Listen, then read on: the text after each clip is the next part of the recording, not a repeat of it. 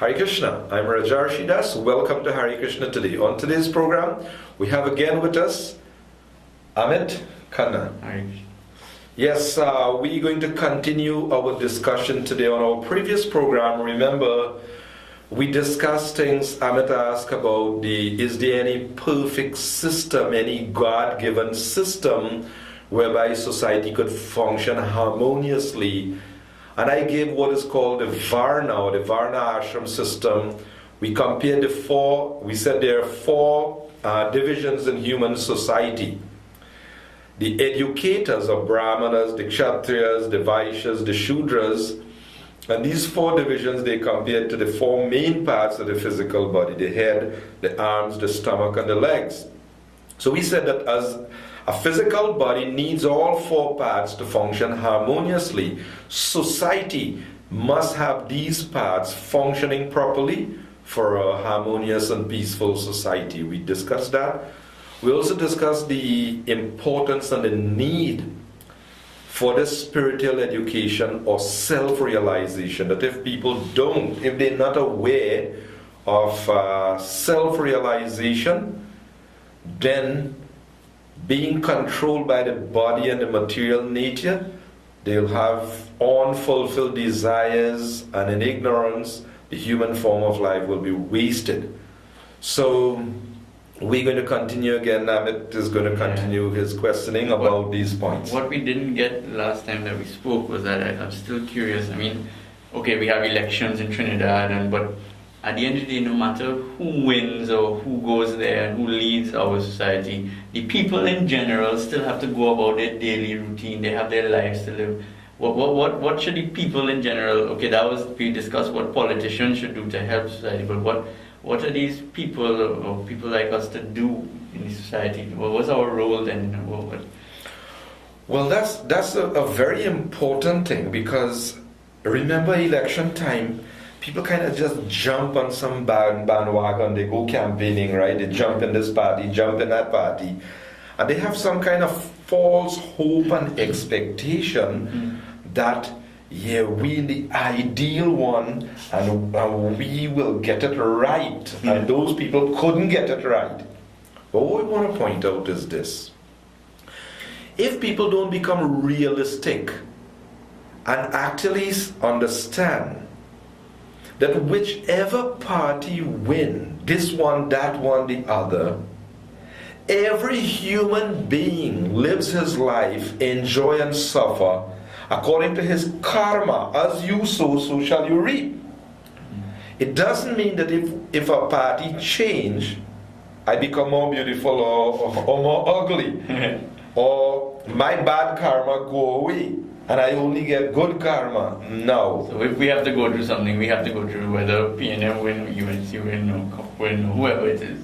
So the idea is this: what we say, if the politicians don't teach the people in general to become responsible and accountable to perform your prescribed spiritual duty, remember, it's very important that these parties and politicians are actually instruments of the people's karma.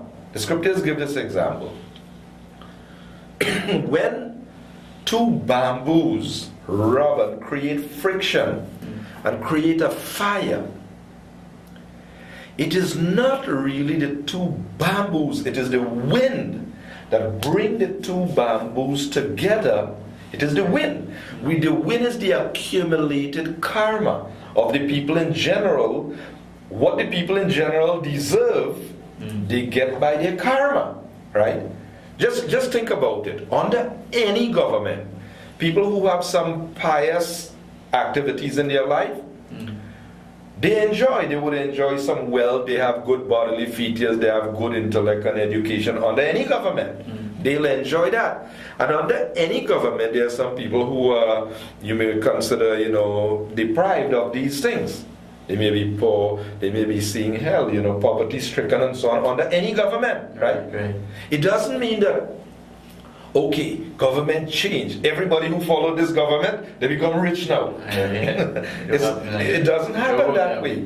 No, it doesn't work that way. So what we say, the government their primary duty is to see that they're representing the people who are God's children. God has a plan, right, for the whole society, for the human beings to be elevated and attain perfection, right? Okay. So what we say, if the government doesn't educate the people as to what is good for them and what is not good for them, and we'll have to be explicit about this, right? For example, if I present these principles for prosperity and progress in society, giving up sinful activities, right? Meat eating, intoxication, gambling, illicit sex, and so on.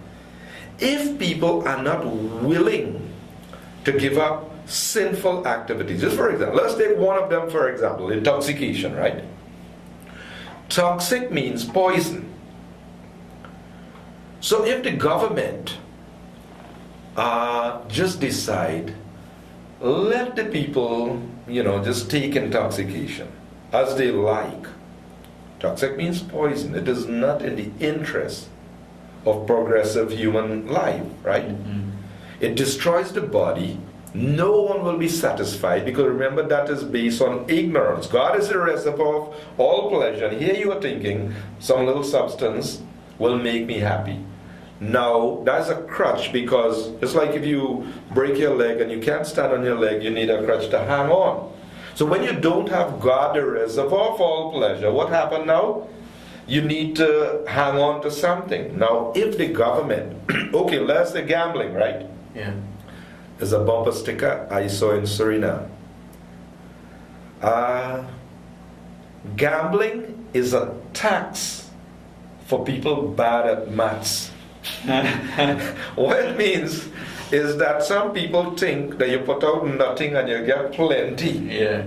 Right? Yeah. So that money you'll be paying that all the time because you're bad at maths, but right? Could we say that the government is the causes? Because if you go to stop these things in a society like ours, the people are going to complain. They could have a serious problem with that. That's exactly why I say it is absurd for a society to think that they want peace.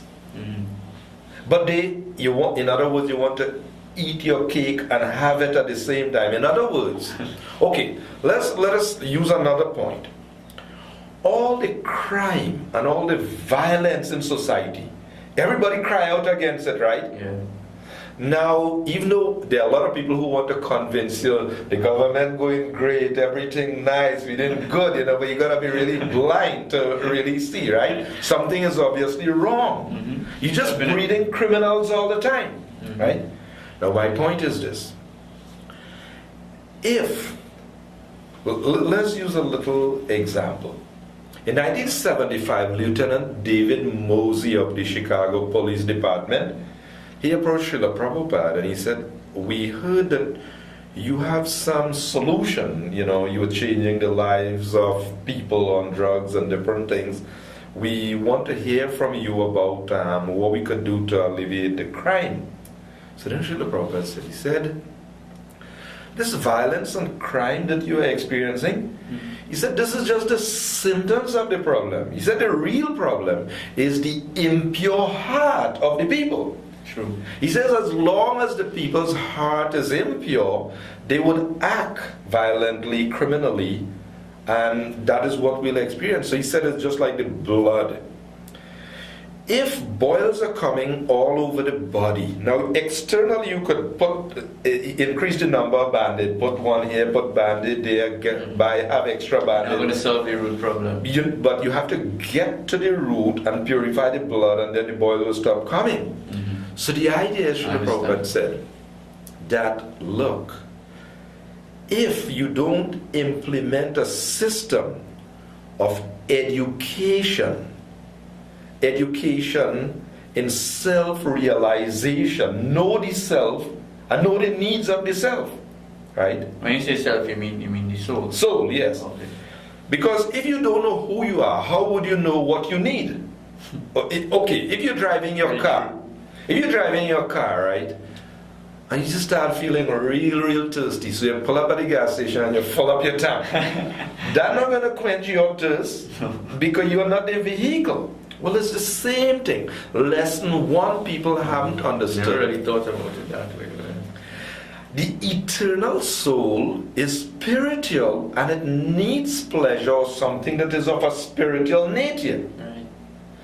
In other words, okay, super and premium gasoline might be good for your body, for your vehicle, right?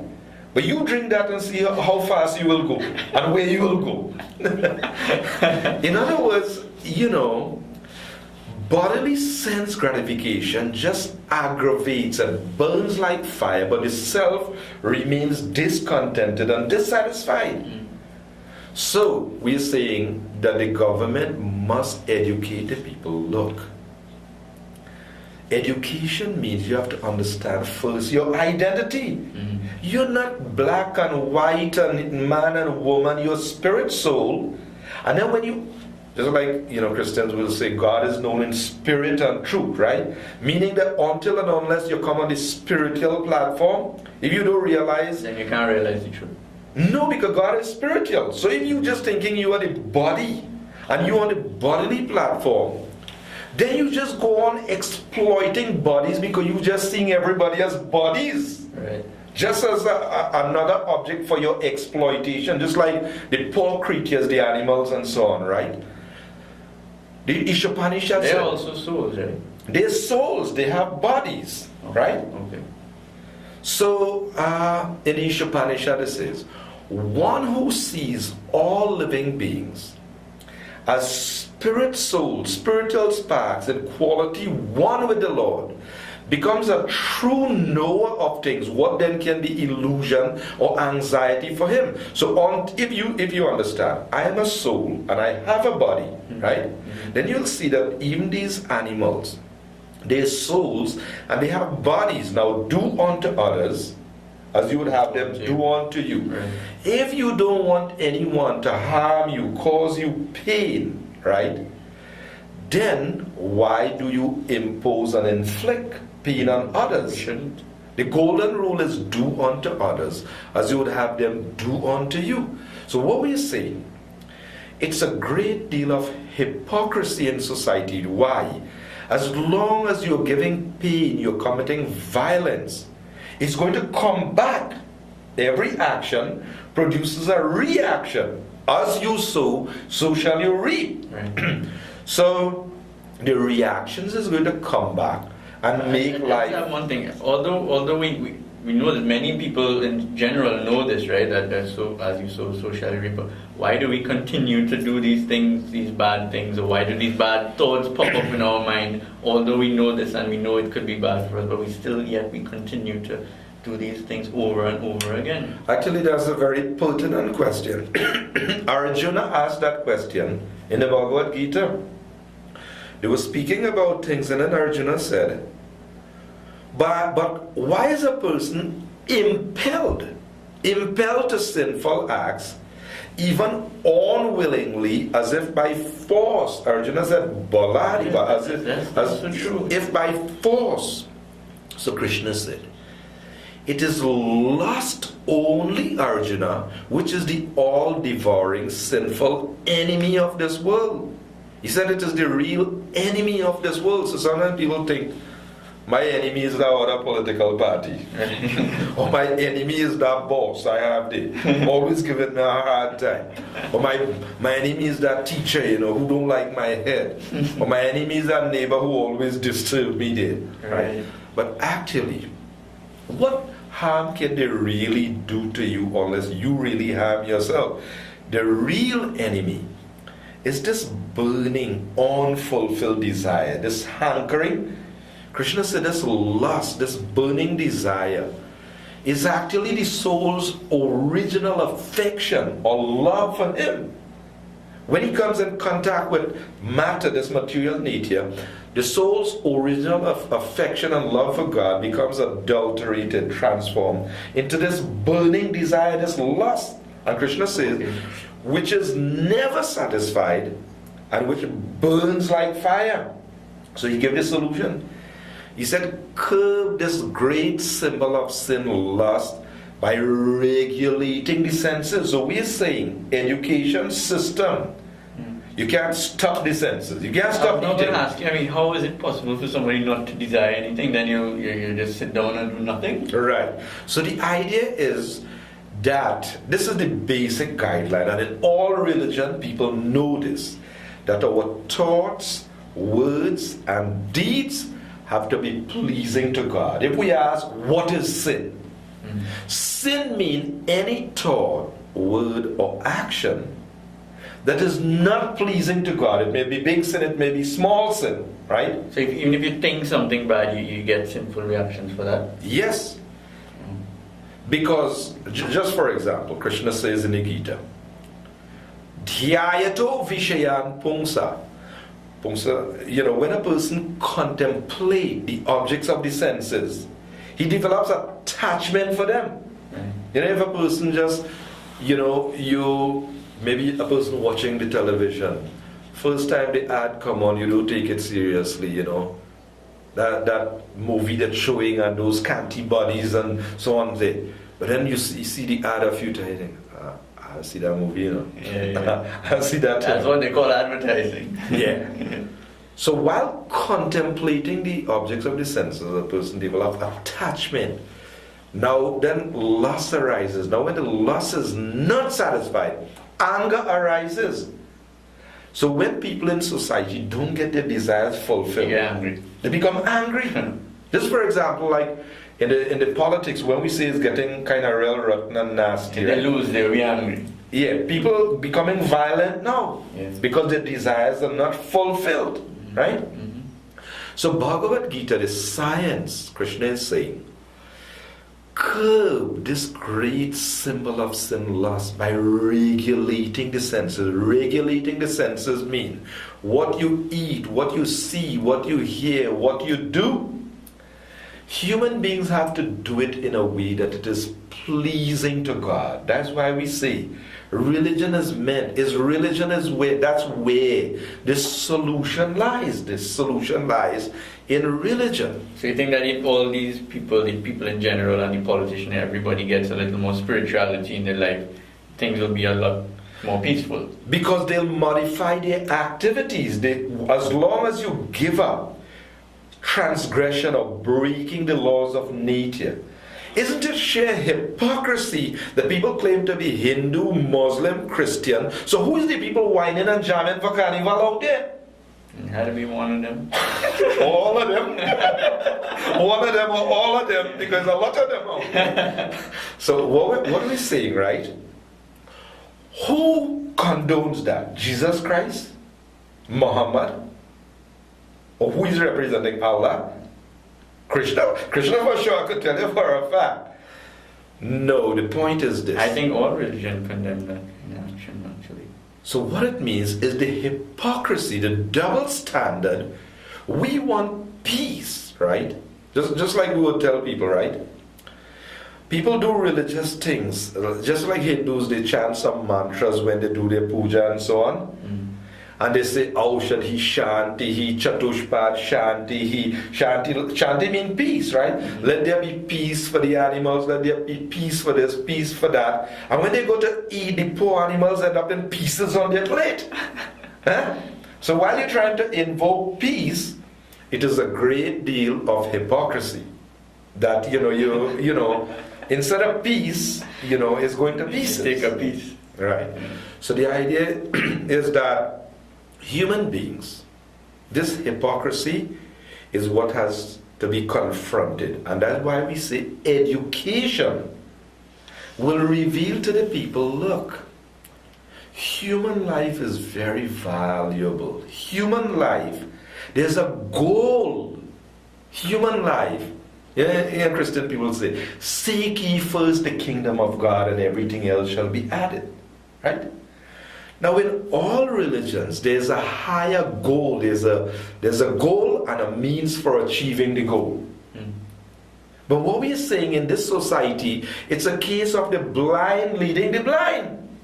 The general mass of people, they want to wine and jam. And government say, fine, we'll provide, we'll provide a stadium, we'll provide all kind of things for you to do that. We'll fund it. We'll fund it.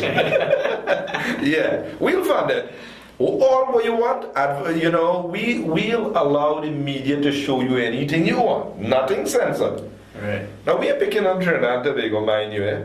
It's going on all over the world. It's all over the world. But what we say is everybody will suffer, everybody will pay the price. Right? Mm-hmm. The hypocrisy goes on. What we call Kali Yuga, the age of quarrel and hypocrisy. This is how this age we are in now. Yeah, this is how this age is characterized. Kali Yuga is characterized as the age of quarrel and hypocrisy. So right now we're seeing the quarrel. It's quite evident. Quarrelsome. And the hypocrisy is people want peace, but they are not willing to pay the price for peace. They're not trying to understand, well, what God wants of me is simple. All our thoughts, words, and deeds is meant for His pleasure. That means all the mundane things, right? The mundane songs and the mundane music. People are not cultivating knowledge of who is God. Because they're too lusty, as you said. There are too much things going on in their head already that they don't have time for this. Right. As we say, where there is calm, there is no ram. Calm means lust, burning on fulfilled desires. So Krishna say, Kama rupena kaunteya dushparena nalinacha. The lust is never satisfied and it burns like fire. So people are discontented, disenchanted everywhere. Even though you may have so much, but the unfulfilled lust, the burning desire is just pushing you more and more. Well, just like recently, right? All these disasters in Haiti and some parts of the world, people literally can't get anything to eat. They can't get a drink of water, right? They're in such poverty condition. And in this country you may have a lot more, but instead of chanting the names of God, which is the universal principle for destroying bad karma and bringing about happiness and peace, you could find people just protesting and picketing and they're discontented. So although they have so much, the one thing, Prabhupada said, the one thing that is lacking in this society is God consciousness. Right. God is the reservoir of all pleasure. We are no poor man children. Okay, well, you are at a level of consciousness because of years of practice and all that, right? I would assume that you've been practicing this for a certain amount of time. What about the layman, the person who is involved, who maybe have taken birth in a family of drug addicts, or his environment is terrible? How is a person in such an environment who has been trained up like that try and accept and try and follow this path that you are saying is the right path? It's difficult. Anyone could. It is just a matter. It's just like the AA, the Alcoholic Anonymous people. Mm-hmm. They start with the premise that you have to accept that you need help because I can't impose help on you.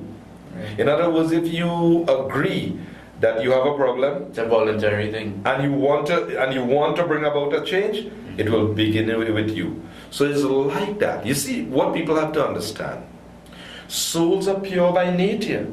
Or it's not like one person has plenty knowledge and love for God and purity and all of that, and others don't. All souls, the scripture says, are pure by nature. But now when we come in contact with matter, we are covered by different layers, different degrees of lust. Krishna said in the Gita, we are covered by 3 different degrees of lust. As a fire is covered by smoke, as a mirror is covered by dust, as the embryo is covered by the womb, souls are covered by different degrees of lust in this world. So when we talk about human life, right, that's like a fire covered by smoke. Now, if some smoke is going on, long ago people used to roast corn and they had something called a hookney, a piece of pipe, right? And they'll blow it and the fire will blaze, right? So in human life, if there is proper handling of the human being, the government, proper education and training and so on, you revive the soul's pure love, knowledge, and you bring about that pure awakening, that knowledge and that perfection. It comes about. Now the mirror covered by dust is compared to animal life. The covering, a fire, just a blow, and you could get it ablaze. Right. But the mirror covered by dust, it might take up some physical work to get down to. It'll take longer in animal life. And then the soul, down in the body of plants and trees and so on, is really strong, heavy covering. That's like Krishna says, as the embryo is covered by the womb. Now the child is there within the womb, right? You gotta wait 9 months before the child comes. You can't just say, I really want the child to come now. It'll take time. Yes. So the souls who are covered heavily, it will take a great amount of time. Different levels of time span amongst the different species and different. Yes, but what we're saying is once the souls have a human form, they are leaders in society. And when we speak about leaders, it begins with like parents, the teachers, the government people. All these are leaders in society. So therefore the scripture says, Guru nasasyat, Swajano nasasyat, Pita nasasyat, Janani nasasyat, that no one should become guru or father or mother or husband and wife if they cannot deliver their dependence from this cycle of birth and death. Nobody should become government leader, all these positions, if they cannot save their subjects, the citizens. So they have a grave responsibility. So another question pops up there. Okay, all right. You say this is the solution, that people need more spirituality in their life, and if they do, many problems could be eliminated. But why is it sometimes that even in our temples and mosques and churches, these are spiritual people, they have pulling and tugging and bigger politics in these societies and outside there? What was the cause of that? That because the material world is a place, Kali Yuga described, Kalera Dosha Nidhi. Dosha Nidhi means an ocean of faults. He said, but Ashtihi Eko Mahan Guna, there's one great quality left, the chanting of the names of God. So the faults in Kali Yuga is like rainy season, is raining everywhere. But a responsible man will get an umbrella and go and get his food or perform his job or whatever he has to do. So Kali Yuga, you could say, well, look, that religion have problem. That one too. This one too. Muslim is a problem. Catholics have problem. These Hindu always fighting. Everybody's problem. So better for me to be an atheist. Now you could believe in no God. Now you could make an excuse, but you won't be excused. True. So the idea is this. Kali Yuga is an ocean of faults, the backbiting and the fighting, and because the age of quarrel and hypocrisy. So you can't get away from that then? That's there, but you cannot neglect being responsible. This example, Prabhupada gave this example. You're cheated by counterfeit money. You end up with counterfeit $100 one time. 2 times you get cheated by counterfeit money. 3 times you get cheated by counterfeit money, and then you decide, I'm not going to have anything to do with money again. But you can't live without having anything to do with money. You have to keep. So although there may be problems, Krishna said in the Gita, wherever there is fire, there will be smoke. He said in this world, wherever there is action, there will be some imperfection. But he said you have a right. Human life means you have to aspire and you have to endeavor. Keep trying. Yeah, you have to keep aspiring for perfection. So that's why in this age of Kali Yuga, it said it's an ocean of fault, but there's one great quality left. And Srila Prabhupada used to emphasize that. The government should implement this system of chanting the names of God. They should see that spiritual education gets implemented into the system. The people understand the power of the names of God, that it will destroy vices. The scripture says, by the chanting, should here the consciousness become purified and Brahma Sukha, spiritual happiness, is awakened. So once people take up this powerful process of chanting the names of God, when the heart becomes purified, the sin or the vices, the bad habits will go away. And then only peace would come about. But could you imagine? So simply by chanting, you're desires and sinful action, it could go away? It will go away. Why? Because the names of God is actually none different from God. I heard you just said names as in plural. There's more than one name of God. All religions, they have different names for God. It's just like water. So it doesn't matter what religion you're in. It doesn't matter what religion people follow, but their universal principles recommended, prescribed. All religious scriptures of the world highly prescribe and recommend the chanting of the names of God. The only problem is the people are not convinced. They don't do it. That's the problem. So if people actually have faith and conviction in the process of chanting the names of God, this is the easiest way to contact God. He's present in His holy name. So when people contact God, He's all powerful. He's the reservoir of all pleasure. So when you contact God in the form of His holy name, He can give you complete happiness, and He's all powerful. He could destroy all the vices. But people need to have that conviction. They need to have that discipline in order to do that. If they don't, then it's a problem. I guess that's where the free will part of a human comes in, right? That's right. Yeah, God is prescribing. He is making Himself abundantly clear what He wants. All religions of the world prescribe and recommend this solution of chanting the names of God. Is just, the problem is, as Chaitanya Mahaprabhu himself, he depicts the mentality of the souls in this age. Chaitanya Mahaprabhu says, my Lord, your holy name alone can render all benediction to living beings. All benediction mean God is all powerful. He could give anything, everything. He said the holy names alone can render all benediction to living beings.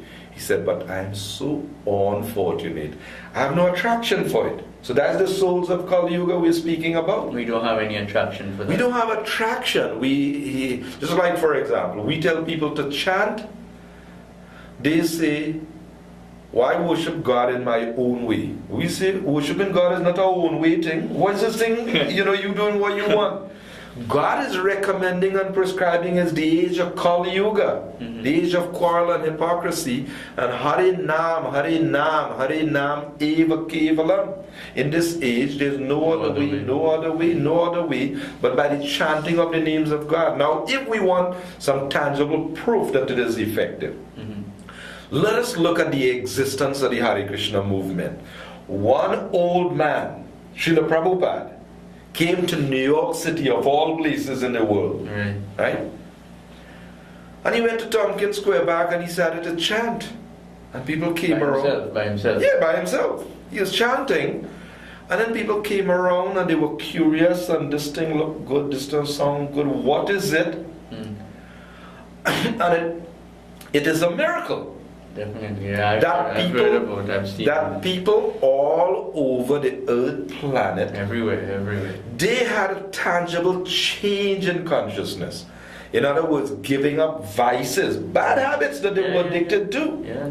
They were able to give up all these things. I've met some of them personally, so I have to agree with what you're saying. So what we are saying, the practice, the principle, the political leaders, remember, they're the ones in charge of the society, the laws, the governing system, the school, the education system. So if there is proper spiritual education and higher values, if people don't, the poor people today, they don't know where they're going, what they're supposed to be aiming and aspiring for. All they know is about immediate goals, which mean disease, old age, and death, and everything is finished. It's a dead end. Because everybody out there knows they're going to die. They say, well, one life to live, I'm going to die, that kind of thing. So they are aware that they're going to die. Nobody thinks they're immortal. Yet they continue to do these sinful acts all the time. So that's why people have to be convinced, look, every action produces a reaction. And if you transgress the laws now, and some people say, well, that's Hindu thing you're talking about, karma and all of that. I don't believe in that. Well, then open your eyes and just look around and ask yourself why different people enjoy and suffer differently. Why some people born blind and deformed? Why some people born with high IQ? Why some people born in a family where they have great wealth waiting for them, and some people are deprived of it? You think God bad mind or something? No. I think karma is the only reasonable explanation for it, because as I don't believe God loves one and does not love the other. I don't believe that. So what we're saying, the Vedas actually have a statement. There's a Christian book also. I think I mentioned that on a previous program. You know, the Jehovah Witness have a magazine called Awake? Yes. Awake. A friend in Barbados told me, he said, there's nobody alive who haven't had one of those. Yeah, that's true. they just do a very good job of distributing them, right. So the Vedas have an injunction. Utishta Jagrata, please wake up and try to prapya varani bodhata. Please try to understand the boon you now have, this human form. So the scriptures is saying wake up. So why? you said this human form is a blessing, really. It is the only form in which you have to develop intellect and the ability to ask yourself, well, who am I? Where have I come from? Why am I in this situation here? Why people are in this situation? Why do we have to die? What happens after death? Who is God if there is one? What is my duty towards Him? That is what makes the human being different from the animal. Otherwise, this eating, sleeping, mating, and defending, animals do it. Yeah. Human beings do it. So the one thing that makes us different from the animal is this thing called religion, dharma. But today people take religion as a thing where if you feel to believe in it, you believe in it, and that's it. But they don't try to understand what religion means. To know God and to love God. Right. To abide by the laws of God. They take it just as a belief system, a convenient thing. Well, if you go to church or you go to the temple or the mosque, you look like a good guy. People respect you and so on. Yeah. So they conveniently accept religion in their life. They're using religion. They use religion conveniently. But actually they don't really care to know who is God and what He wants of me. They think that might threaten my, if I know who He is, He might make too much demands on me. Yeah. So better let me keep Him at a distance there, That's unintelligent. Yeah. Actually they say, they actually render God the order supplier. The city religious people say, God great, He powerful. All right, here what? I have a list here. I want all these things. Give me a house and a car and a color TV. Jai Jagadisha Hari. They begging for bread. Huh? Yeah. We say begging for bread. Begging, give me bread. Now, what do you think? God is some big baker out there just providing bread for people? Huh? God is Bhuta Brit. He's the maintainer of all living beings, right? He maintains all living beings automatically. Everyone is His children. Suppose a child wake up one morning and say, Mommy, you're going to give me food today? The mother will say, what kind of question is that? You don't have faith that I'll feed you? Yeah. Huh? So God is maintaining. The ants and the elephants, they don't pray. But they get their grain of sugar and their how many kilos to eat, right? Yeah. So human being, real religion means to know God and to love God. That's the goal of human life.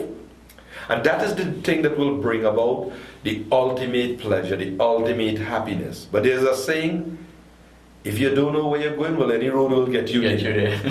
So people are so confused in this age of Kali Yuga, they just close their eye and just go along. Well, everybody doing it, so I do it too. Well, everybody suffer, you suffer too. It's a real serious thing then. Is it? So in other words, most people are doomed then.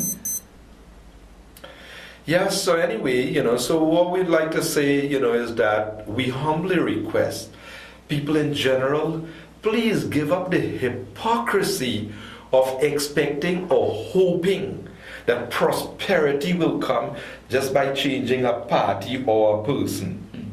Yeah, when people say Manning must go, I say, well, everybody does go. Yeah, everybody has to go. Everybody has to go. But my question is, where are you going? What did you do and where are you going? That's the important question. And if you want to get philosophical and spiritual and say, no, Bhagavad Gita say we don't go, we are eternal souls. Okay, you're staying. What you're doing when you stay. When you stay, or whether you go, where you're going, or what you're going to do. So the point is, we say it's a great deal of hypocrisy where people are not willing to confront the real issues, which is their desires, their actions that are producing reactions. So it's either you align your activities with God and bring about prosperity, or you continue to break the laws of God and bring about misery in society. It's one out of the two things. There's no question of this party and that party. Right. As Prabhupada told one yogi, he said, write it down in your notebook, there'll be no peace. Because you're not willing to adopt the peace formula. So as long as you're not willing to adopt the peace formula in life, this hypocrisy of just changing parties and not really getting to the point of understanding the laws of God and the laws of nature and pleasing God, there will be no peace. You could change any amount of parties, you will not bring about peace. So what we are saying is people have to change their paradigm of thinking. So we've exhausted our time. Okay. I'm Rajarsi Dasa saying Hare Krishna and Amit, thanks for being on the program. My pleasure. It's wonderful being here. Hare Krishna.